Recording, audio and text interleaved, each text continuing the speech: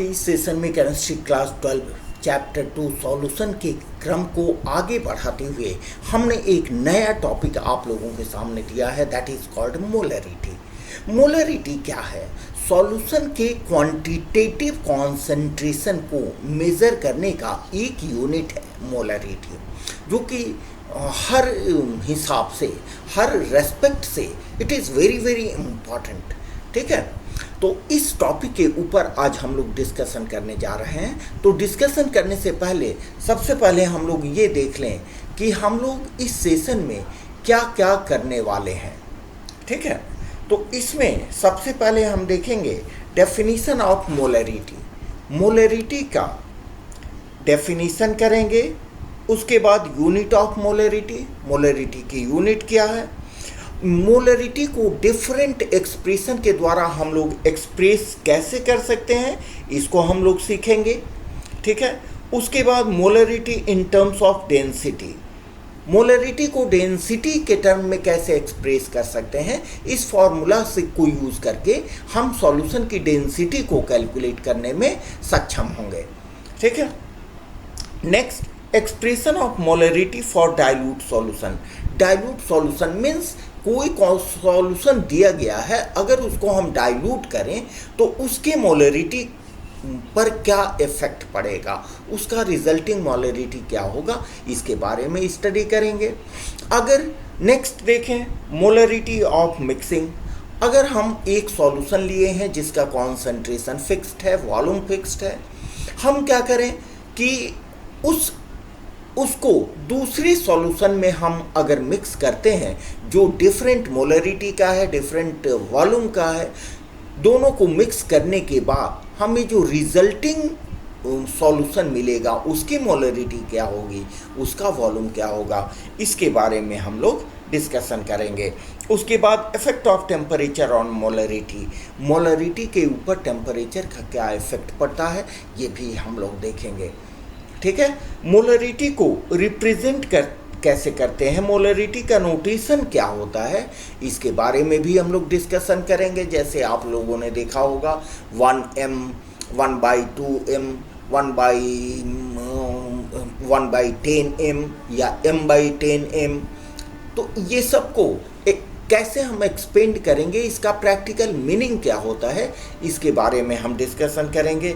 और लास्ट है different numerical problems based on molarity. Molarity पर बेस्ड जितने भी पॉसिबल नॉर्मल न्यूमेरिकल प्रॉब्लम्स हो सकते हैं, हमने कोशिश किया है कि उन सबों को एक साथ आपके सामने एक एक करके दूं। ठीक है, तो आइए शुरू करते हैं। सबसे पहले व्हाट इज मोलरिटी, मोलरिटी का डेफिनेशन क्या होता है। तो सबसे पहले तो ये जान लें कि सपोज करें कि आपके पास एक कंटेनर है, हमने ये एक कंटेनर लिया है। इस कंटेनर में सपोज करें कि ये 1 लीटर को रिप्रेजेंट करता है, 1 लीटर को रिप्रेजेंट करता है। ये जो लाइन हमने खींचा है ये 1 लीटर को रिप्रेजेंट करता है। तो हम क्या करेंगे, सपोज करें किसी भी सॉल्यूट का हम कोई डेफिनेट नंबर ऑफ मोल्स इसमें डालते हैं। सपोज करें 1 मोल डालते हैं, 1 मोल किसी सॉल्यूट का, मान लें NaOH का 1 मोल हमने इसमें डाला, और डाल के पहले अपने अंदाज से थोड़ा सा इसमें पानी डाला। ठीक है, इस पानी में हमने क्या डाला, NaOH का 1 मोल। NaOH का 1 मोल मीन्स 40 ग्राम्स ऑफ NaOH, यही ना होगा जी, 40 ग्राम्स ऑफ NaOH हमने डाल दिया, डाल के इसको डिसॉल्व कर लिया। डिसॉल्व करने के बाद इस सॉल्यूशन को हम कंप्लीट कितना बना दिए, पानी डाल के इसको हम 1 लीटर पूरा कर दिए, 1 लीटर पूरा कर दिए। तो यहाँ पर चूंकि हमने 1 मोल लिया है, ठीक है, इसलिए इसको आप कहोगे मोलर सॉल्यूशन। मोलर सॉल्यूशन किसका? Molar solution of NaOH। ठीक है, यहाँ ध्यान देने वाली बात ये है कि इसमें सॉल्यूट का जो अमाउंट है और सॉल्वेंट का अमाउंट दोनों इंक्लूड होके 1 लीटर बनाता है। सॉल्यूट और सॉल्वेंट दोनों ऐड होके 1 लीटर का फॉर्मेशन करता है। ठीक है, इसके 1 लीटर में सॉल्यूट का जो अमाउंट है वो अलग नहीं है, जैसा कि हम मोलरिटी के केस में पाते हैं। इसके बाद हम मोलरिटी के ऊपर एक कॉम्प्रहेंसिव वीडियो बनाने जा रहे हैं, आप जरूर उसको देखिए। ठीक है, जिससे डिफरेंशिएशन आपको क्लियर होगा। ठीक है, चलिए, तो ये हो गया आपको मोलर सॉल्यूशन। और इस सॉल्यूशन की कॉन्सेंट्रेशन को एक्सप्रेस करते हैं हम मोलरिटी में। ठीक है, चलिए अब देखें मोलरिटी। What is molarity? इसको डिफाइन कैसे करते हैं? नंबर ऑफ मोल्स,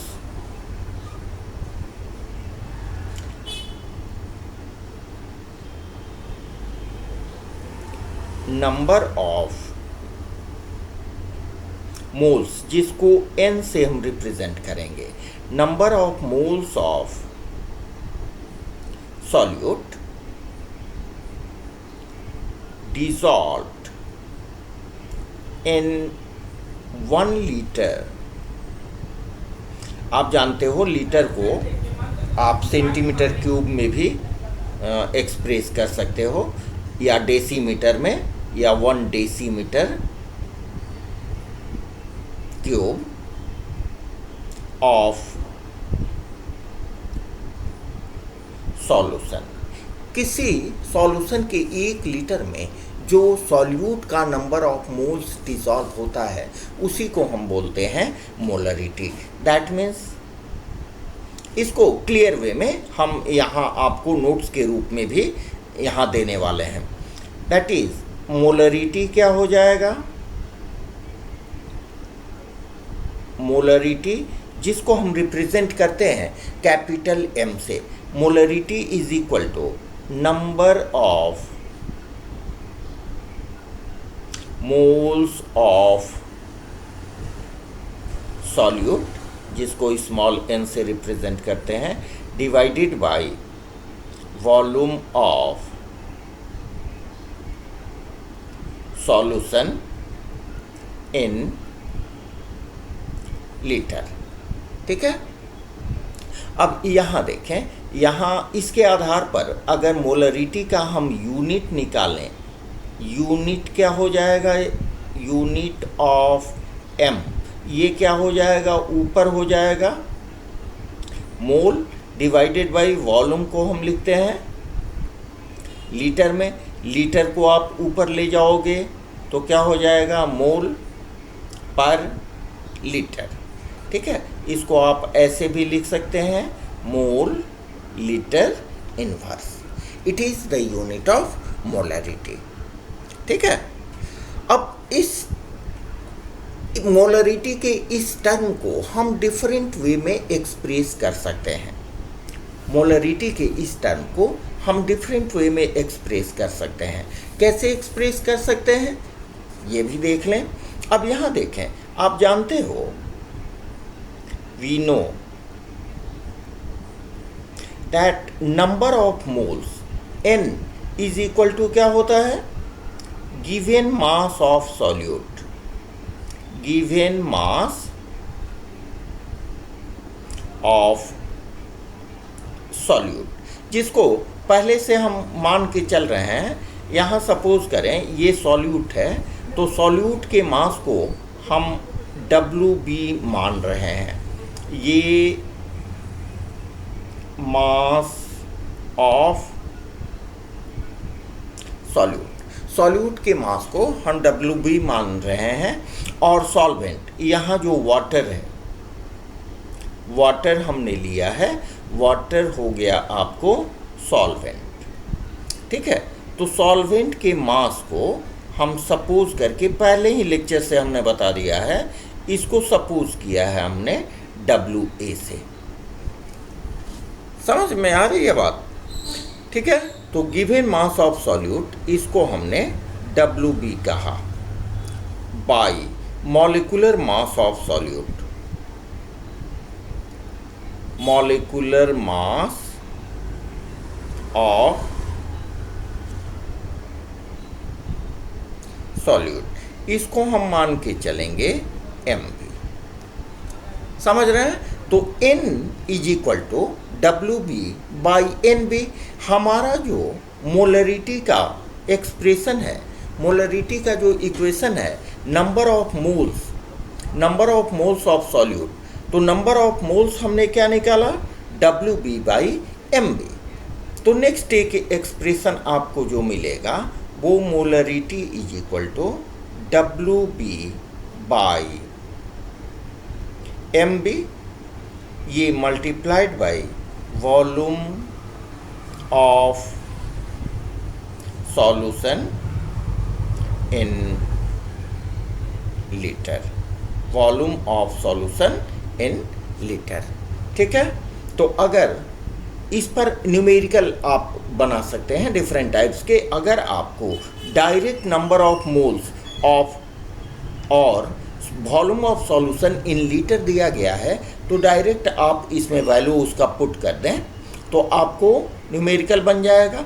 अगर नंबर ऑफ मोल्स के बदले में आपको सॉल्यूट का मास दिया गया हो, ठीक है, तो आप क्या करेंगे कि सॉल्यूट के मास को मॉलिक्यूलर मास से डिवाइड कर देंगे तो नंबर ऑफ मोल्स निकल जाएगा और उसके वैल्यू को आप यहाँ पुट कर दो। डायरेक्ट भी पुट कर सकते हैं, चाहे तो आप नंबर ऑफ मोल्स पहले निकाल लें या डायरेक्ट फार्मूला में पुट कर दें तो आपका न्यूमेरिकल आसानी से बन जाएगा। समझ में आ रही है बात? अब देखें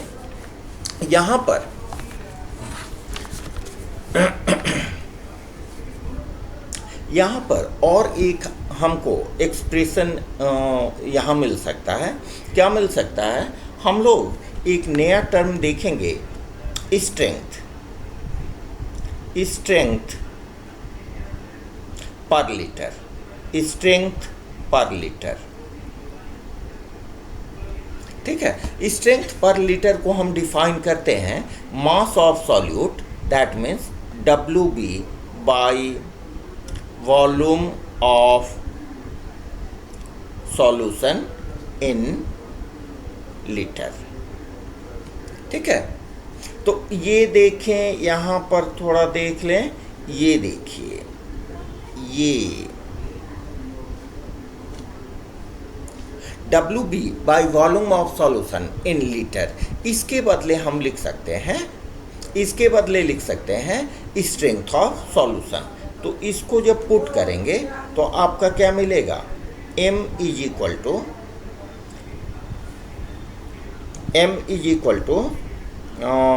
ये हो जाएगा 1 बाई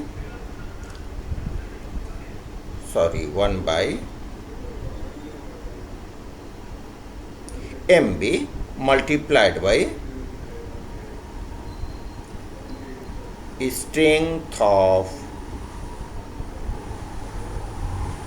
सॉल्यूशन। ठीक है, तो अगर if you are interested in calculating the strength of solution with known value of molarity, ठीक है, then you can easily calculate using this formula, और M into MB is equal to strength of solution, strength of solution। समझ में आ रही है बात? ठीक है, मीन्स इसको आप लैंग्वेज में लिख लो, molarity into molecular mass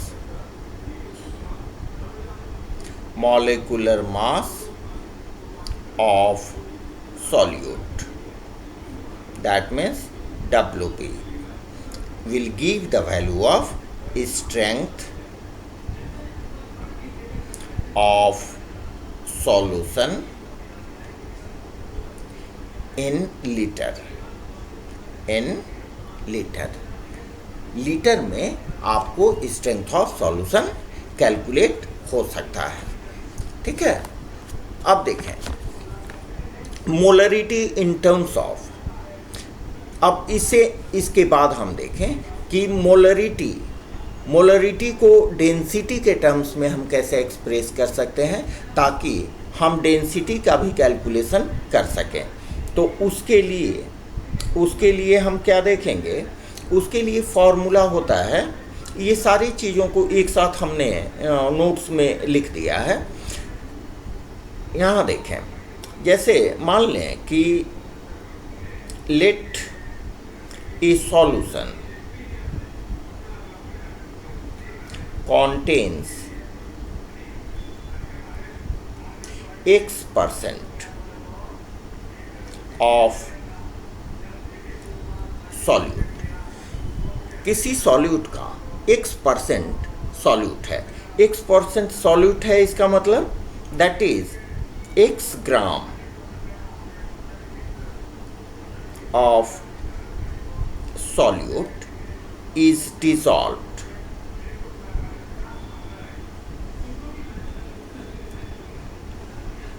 in 100 grams of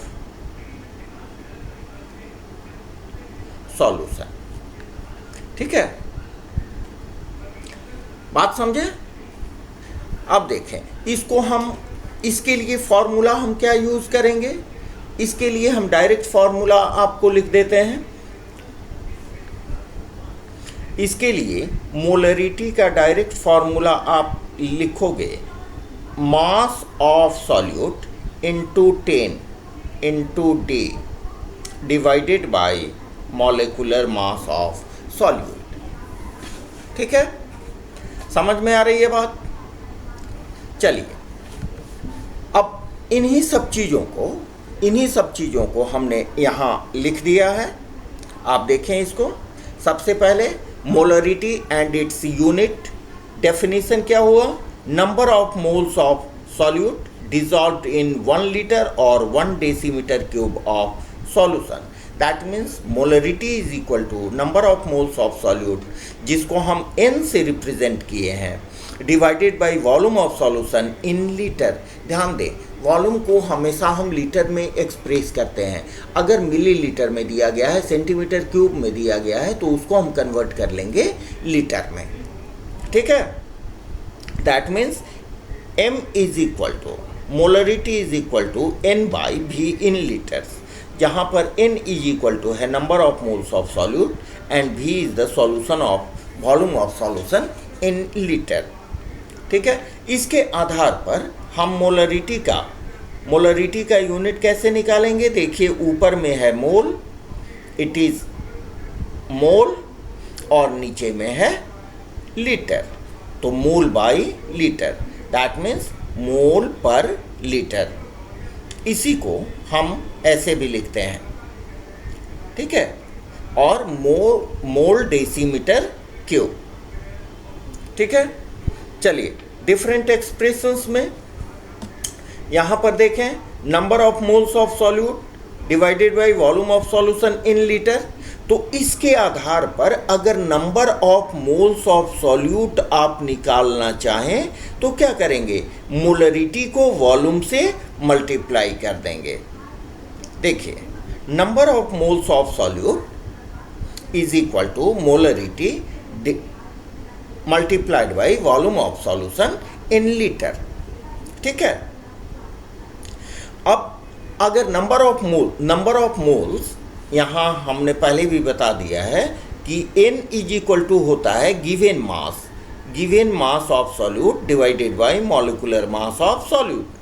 उसी को हमने यहाँ पुट कर दिया है, यहाँ पर हमने पुट कर दिया है molarity is equal to mass of solute in grams, that means WB divided by mass of solute molecular mass of solute, that is MB को मॉलिक्यूलर मास ऑफ सॉल्यूट हम ये किए हैं, रिप्रेजेंट किए हैं। तो ये आपका बन जाएगा equals to number of moles. ठीक है, multiplied by volume of solution in litre. समझे? अब यहाँ देखें, यहाँ WB given mass of solute, given mass of solute divided by V in liter, it is called strength, it is called strength of solution, strength of solution। ठीक है, तो इसके बदले में हमने क्या दिया यहाँ, strength of solution, molarity is equal to strength of solution into 1/mb। mb क्या है? mb है molecular mass of solute, molecular मास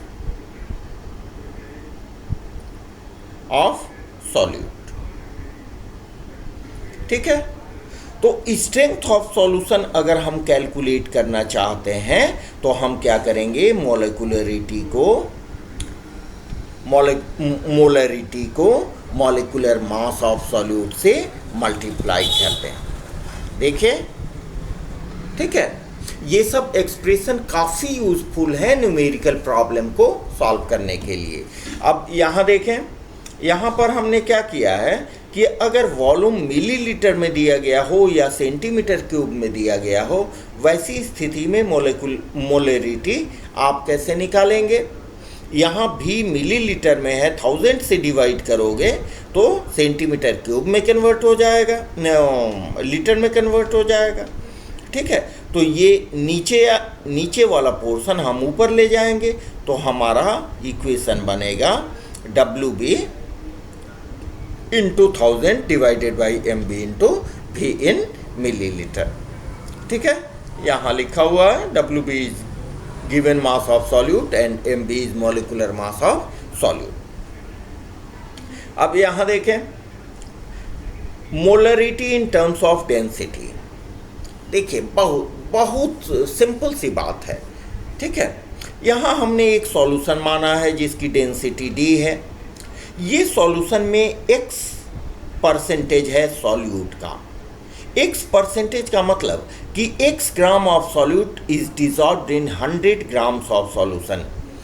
किसी सॉल्यूशन के 100 ग्राम्स में x ग्राम सॉल्यूट का डिजॉल्व है। सॉल्यूट का कितना ग्राम डिजॉल्व है? x ग्राम डिजॉल्व है। ठीक है, तो यहाँ पर मास ऑफ 1 लीटर सॉल्यूशन क्या हो जाएगा? 1000 इंटू डेंसिटी इन ग्राम पर मिलीलीटर। आप जानते हो कि डेंसिटी इज इक्वल टू क्या होती है? Mass by volume, mass by volume.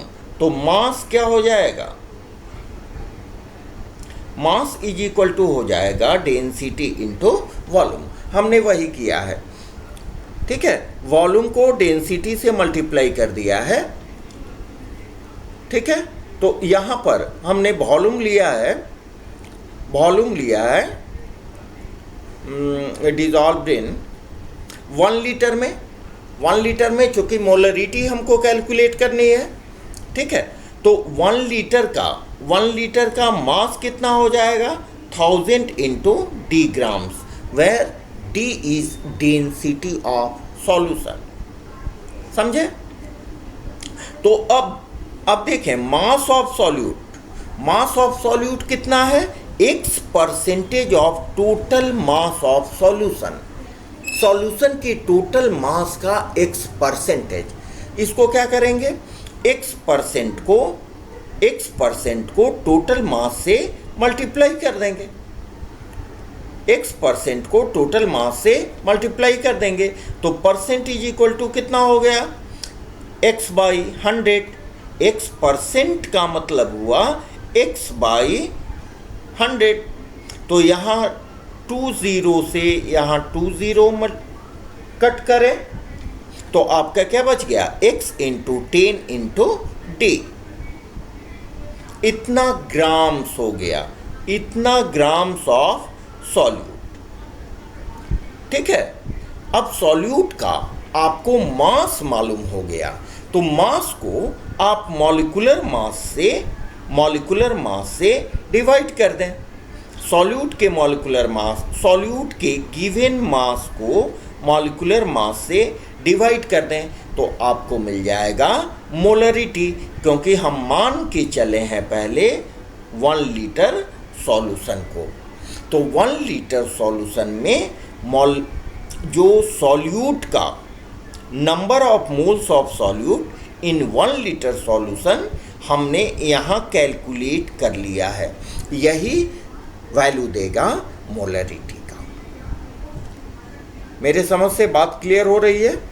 अब देखें molarity of dilution. Molarity of dilution क्या है? सपोज करें आपने यहाँ पर हमने एक कंटेनर लिया है, इस कंटेनर में एक सॉल्यूशन है, इस कंटेनर में एक सॉल्यूशन है जिसकी मोलरिटी m1 है, ठीक है, और इसका वॉल्यूम v1 है। हमने क्या किया, ऊपर से इसमें वाटर को मिला दिया, ऊपर से इसमें वाटर को मिला दिया। वाटर को मिलाने के बाद इसका वॉल्यूम इंक्रीज कर गया, वाटर को मिलाने के बाद इसका वॉल्यूम इंक्रीज कर गया, ठीक है, देख रहे हैं वॉल्यूम इंक्रीज कर गया। तो वॉल्यूम अगर बढ़ेगा तो उस वॉल्यूम में जो नंबर ऑफ सॉल्यूट्स है, number of moles of solutes है, उनका भी जो नंबर होगा वो भी डिफर करेगा, जिसके कारण उसकी मोलरिटी भी डिफरेंट हो जाएगी। तो इस मोलरिटी को वाटर मिलाने के बाद जो मोलरिटी हुई, इस मोलरिटी को हमने कहा m2, और डेफिनेटली इसका वॉल्यूम आप देख रहे हो, वॉल्यूम क्या हो जाएगा, वॉल्यूम हो जाएगा v2, ठीक है। तो ये हो गया बिफोर डाइल्यूशन, माने वाटर ऐड करने के पहले इसका क्या था, इसका मोलरिटी m1 थी और इसका वॉल्यूम v1 था, जबकि वाटर मिलाने के बाद इसकी मोलरिटी m2 हो गई और इसका वॉल्यूम v2 हो गया। समझ रहे हैं? तो इसके लिए इस रिलेशन को हम लोग कहते हैं मोलरिटी ऑफ डाइल्यूशन और molarity equation, which is given by m1 into v1 is equal to m2 into v2। m1 v1 refers to the product of molarity and volume before addition of water or solvent, ठीक है, and m2 v2 refers to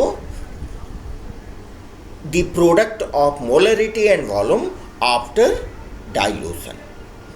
अब इसके आधार पर अगर कोई 3 आपको मालूम हो तो 4th टर्म को आप आसानी से कैलकुलेट कर सकते हैं। सपोज करें यहाँ पर हमने m1 निकालना है, तो क्या करेंगे, इसको m2 into v2 by v1, ठीक है। इसी तरह से किसी 4th टर्म को हम आसानी से कैलकुलेट कर सकते हैं। यहाँ पर हमने लिख दिया है where m1 and m2 are molarity of solution before and after dilution and v1 v2 are the volumes of solution before and after dilution, ठीक है।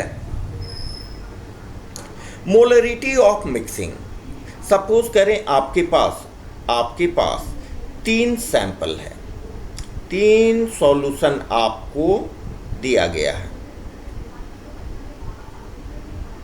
ठीक है। इसकी मोलरिटी है m1, m2 एंड m3, जबकि इसका वॉल्यूम है v1, v2 एंड v3, ठीक है। हमने क्या किया कि इन तीनों को आपस में मिक्स कर दिया, एक बड़े कंटेनर में इसको मिक्स कर दिया तो क्या हुआ, इसका टोटल वॉल्यूम क्या होगा, v1 plus v2 plus v3।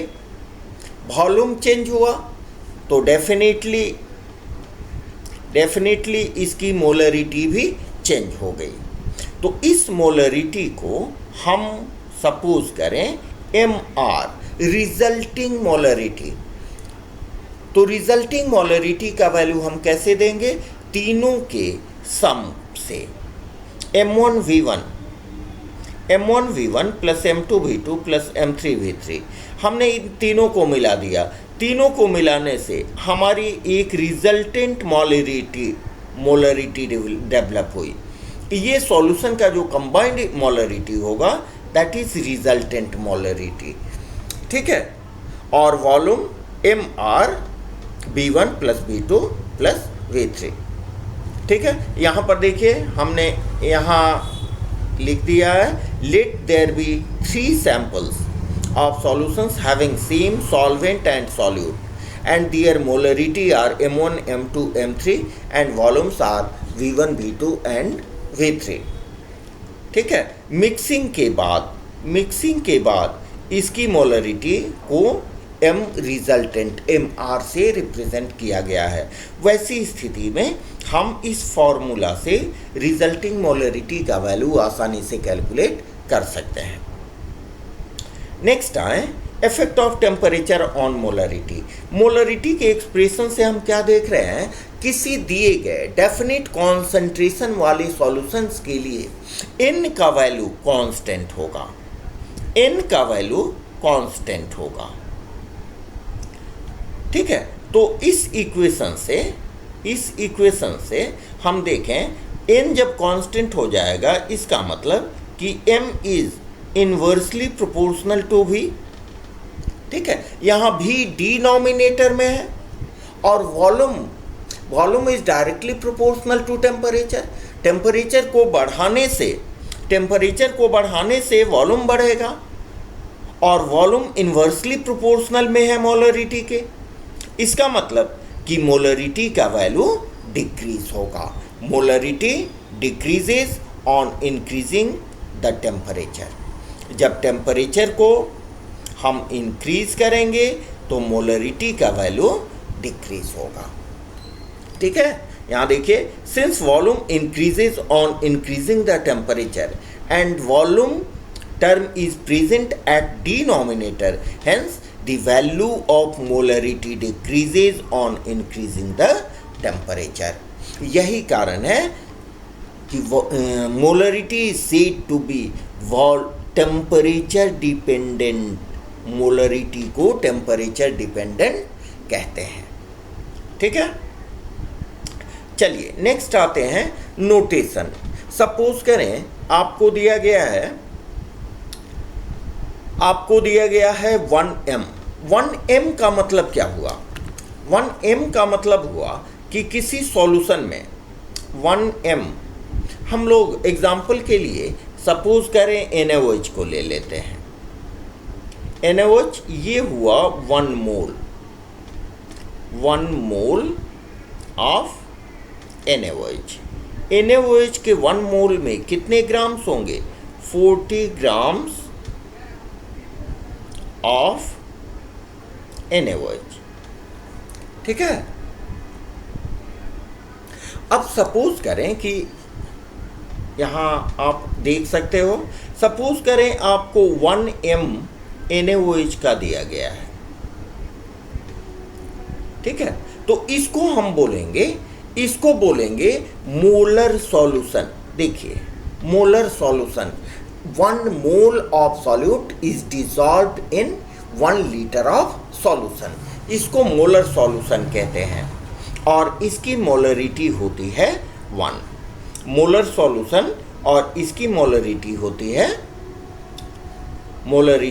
है 1, ठीक है।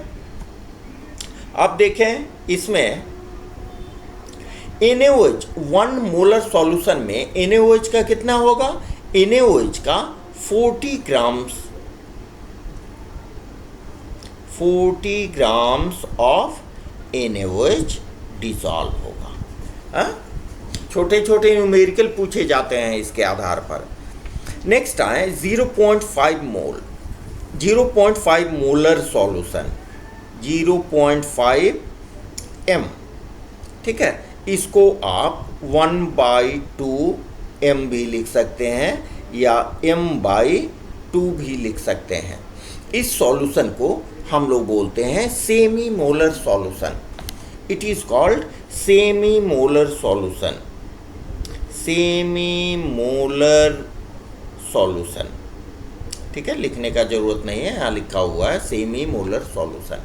ठीक है, अब इसकी मोलरिटी क्या होगी? That is the molarity. इसकी मोलरिटी हो जाएगी 0.5 और 1/2 m। अगर हम बात करें कि इसमें NaOH का कितना डिसॉल्व होगा, तो NaOH का 40 grams is equal to 1 mole. ठीक है, तो 0.5 मोल में कितना होगा? 0.5 mole is equal to 40/2 is equal to 20 grams. ठीक है, मीन्स सेमी मोलर सॉल्यूशन में NaOH के सेमी मोलर सॉल्यूशन में NaOH के सेमी मोलर सॉल्यूशन में कितना NaOH का कितना डिसॉल्व होगा? 20 ग्राम्स डिसॉल्व होगा। समझे? नेक्स्ट देखें, 0.1 m और m/10, जिसको हम बोलते हैं डेसी मोलर सॉल्यूशन, और इसकी मोलरिटी क्या होगी?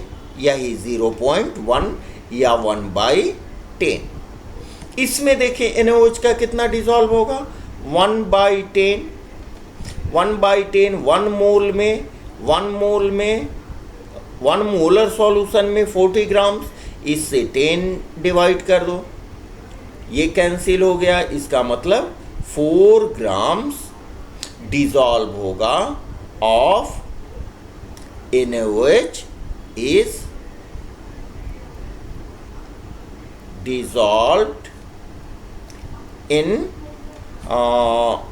decimolar solution, decimolar solution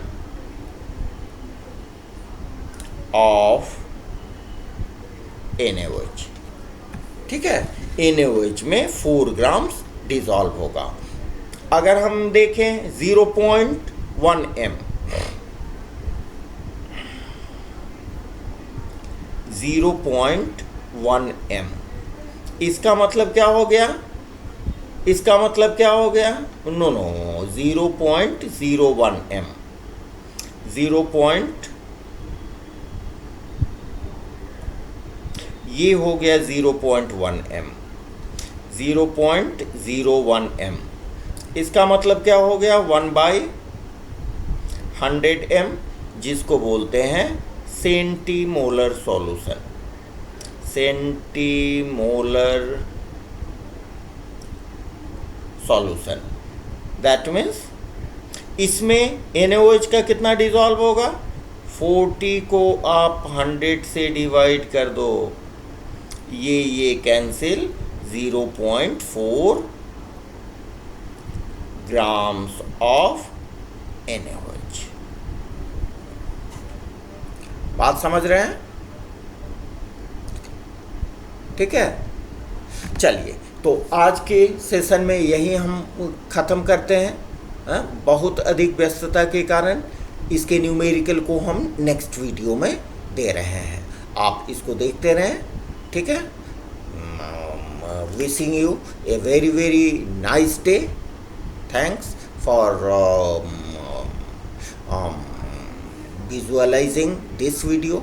हम मिलते हैं और अपने जो भी ओपिनियन हो हमें कमेंट बॉक्स में लिखते रहें। Okay, thanks a lot.